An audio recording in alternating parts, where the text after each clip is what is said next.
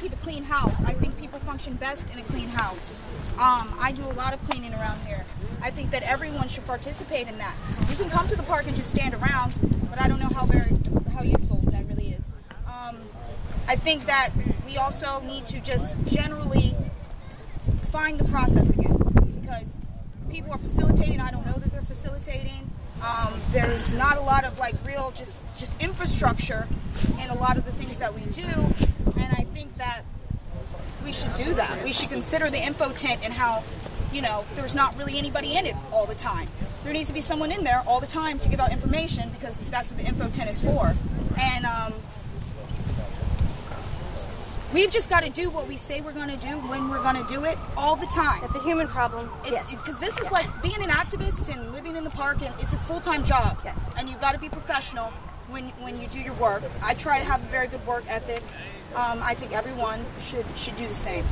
And just a direct response, I'm taking off my facilitator hat. I think that what you just spoke to speaks to the fact that I think so many other people are worried about leaving, about not being able to stay here, that all those other things, they're like, well, I have to clean up and I have to do this, because if we don't do, you know, we're going to have to leave. So I think like once we get more sustainable on like, this is our spot, and we don't have to have this unconscious, you know, feeling of nervousness, you know, that those people will infiltrate that, because they're not necessarily thinking about everything else to maintain this place. But I appreciate what you said. Stack is there. Stack too. No, never mind about that. But I'm going to do stack. Okay, stack. I have a very simple, shall we say, maybe a proposal. Okay. I belong to an intentional community back in the very late 60s, early 70s. And everybody, there were 27 of us, and everybody that lived in that household had responsibilities. And in our kitchen, we had a nice big long list of everybody's responsibilities.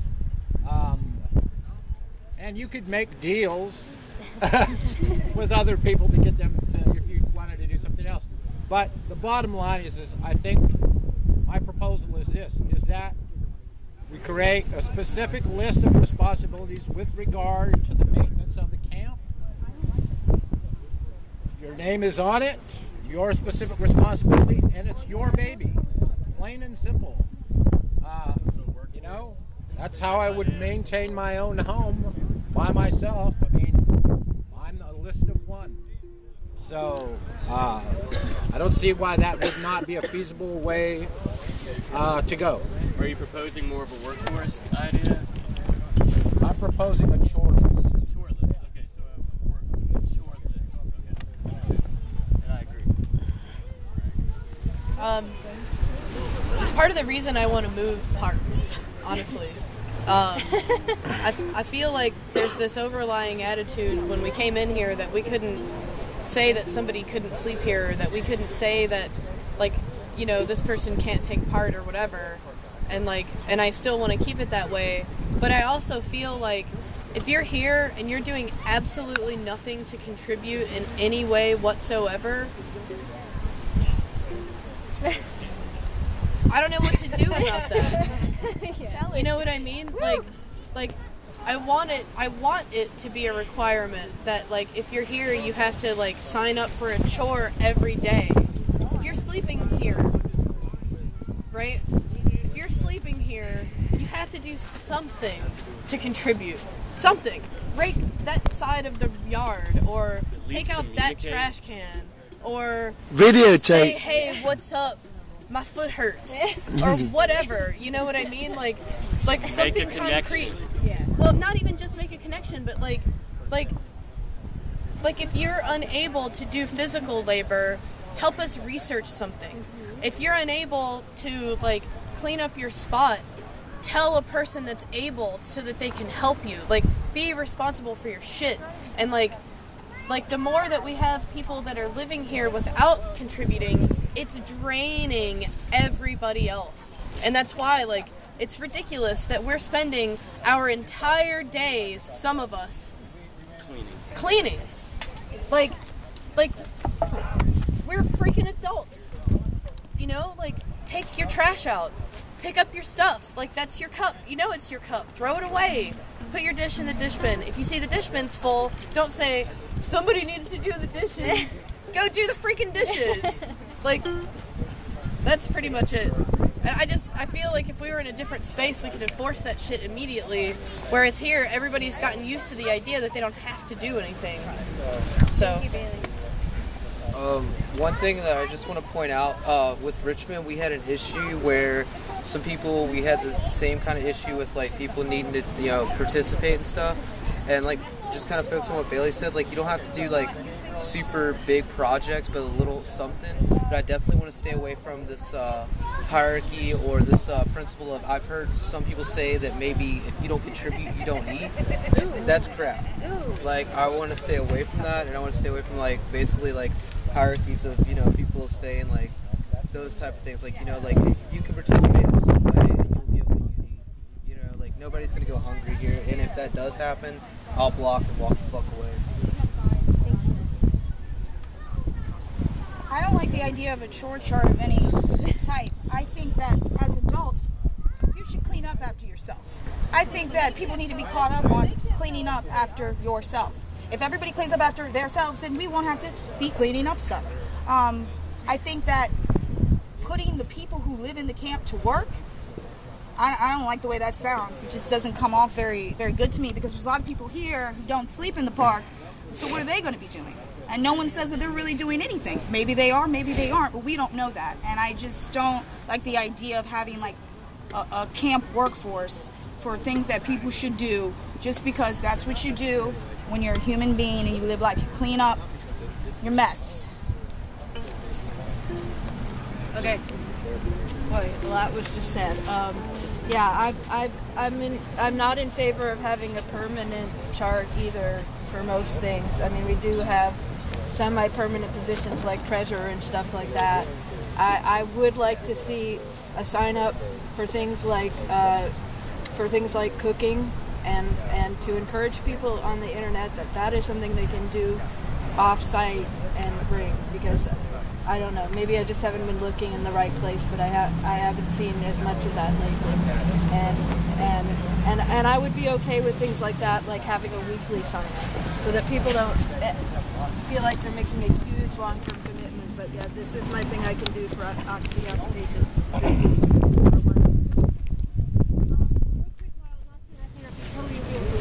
So it looks like the GA was kind of split, which is not really what the GA is about. It's not to shine a spotlight, but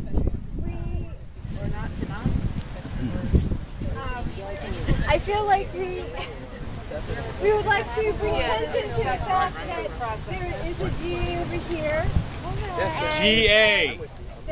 That Mayor Norris is also part Not of GA, media but time. he is not the only part.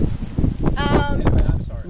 No, that's what happens when we're in a situation with someone who is listening to us and has some office that we get attracted to that, and the media is attracted to that. It's dangerous because we're actually having very important discussions over here about how we are running the park, and that needs just as much attention, if not more, because there are more people here and representing more people. I'm just saying I respect everyone, but I am kind of disheartened to see that we've split in groups and that the media is focusing more attention on him than us when we are trying to do, as much as I respect him and I appreciate what he's saying and everything, I'm sure what he's saying is wonderful, but I just don't want it to be, I don't want it to be us and them. I don't want this to be an us and them. You know, one of the issues that I think we're having with media is that they're following the people they want to hear, and we would like to be heard, so I would just like to say, that's it. I've got two things that I want to address, and I'll make it short and simple. One, I think we can all agree that some sense of structure is good. I don't think that we're giving obligations to people to work. We're giving an opportunity for anybody who does want to help to join in a workforce and clean up. Because obviously, what we want people to just clean up after themselves is not happening. So, aside from that, as far as as having just one spot that we occupy, why not break off into real groups and occupy a couple places? Have one main base and occupy a couple places. Not a bad idea. I have like a hybrid opinion on this. Like, I kind of agree with Ashley that it's really, really sad that we haven't been able to clean up after ourselves. On the other hand, I kind of don't really think that I agree with Metz too, that I would block a proposal if someone was like, oh, you didn't do your chores, you're not going to get any food. Like, I would absolutely leave on that. I also think Larry's idea of like a really kind of fluid chore chart might be good.